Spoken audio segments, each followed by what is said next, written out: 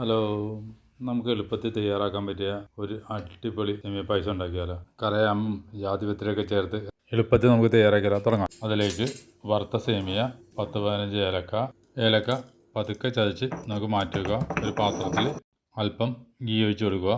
അതിലേക്ക് പാലൊഴിച്ച് കൊടുക്കുക. പാലിനോടൊപ്പം തന്നെ നേരത്തെ ചതച്ച ഏലക്ക ഇട്ട് കൊടുക്കുക. പതുക്കെ ചതക്കാനേ പാടുള്ള ഏലക്ക. അതിലേക്ക് വറുത്ത സേമിയ ഇട്ട് കൊടുക്കുക. സേമിയ ഇട്ടൊന്ന് ഇളക്കി കൂട്ടി കഴിയുമ്പോൾ നമുക്കിതിലേക്ക് പഞ്ചസാര ഇട്ട് കൊടുക്കണം. പഞ്ചസാര ഇട്ടതിന് ശേഷം നമുക്കിതൊന്ന് ഇളക്കി കൂട്ടിയിട്ട് തിളച്ച് കഴിയുമ്പോൾ മൂടി വെച്ച് മാറ്റി വെക്കും. മൂടി വെക്കുന്നത് സമയം ലാഭിക്കാൻ വേണ്ടിയിട്ടാണ്. 8 മിനിറ്റ് ഇത് മൂടി വെക്കുക. ഇടയ്ക്കൊന്ന് തുറന്ന് ഇളക്കി കൊടുക്കണം, അല്ലെങ്കിൽ കട്ട പിടിച്ചിട്ട് പോകും. 8 മിനിറ്റ് ആകുമ്പോൾ ഒരു പാത്രത്തിൽ പാല് വെച്ച് നമുക്കത് തിളപ്പിച്ചെടുക്കാം. ആ തിളപ്പിച്ച പാല് നേരത്തെ നമ്മൾ വേവിച്ച് വെച്ച സേമിയയിലേക്ക് ഒഴിച്ചു കൊടുക്കുക. തിളക്കി ഒന്ന് നന്നായിട്ട് കൂട്ടുക. അതിലേക്ക് 2 കറയാമ്പും ജാതിപത്രിയുടെ ചെറിയൊരു പീസും ചേർത്തിട്ട് കൊടുക്കുക. അതിലേക്ക് കണ്ടൻസർ മിൽക്ക് ഒഴിച്ച് കൊടുക്കുക. സേമിയ ഒരുപാട് വേവിച്ച് കളയരുത്. സേമിയ പായസം ഇരിക്കും തോറും കുറുകിക്കൊണ്ടിരിക്കും.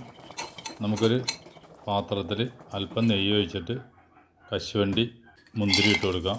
അതൊന്ന് നന്നായിട്ട് സോട്ട് ചെയ്യണം. സോട്ട് ചെയ്തിട്ട് നമുക്ക് പായസത്തിലേക്ക് ഇത് നമുക്ക് ഇട്ട് കൊടുക്കാം. ഇട്ടതിന് ശേഷം നമുക്കിതൊന്ന് നന്നായിട്ട് ഇളകി യോജിപ്പിച്ച് കൊടുക്കാം. പായസം റെഡി ആയിട്ടുണ്ട്. പായസം ഒരു 2 മിനിറ്റ് ഒന്ന് അടച്ചു വെക്കണം. അപ്പോൾ ഒന്നും കൂടി കുറുകും.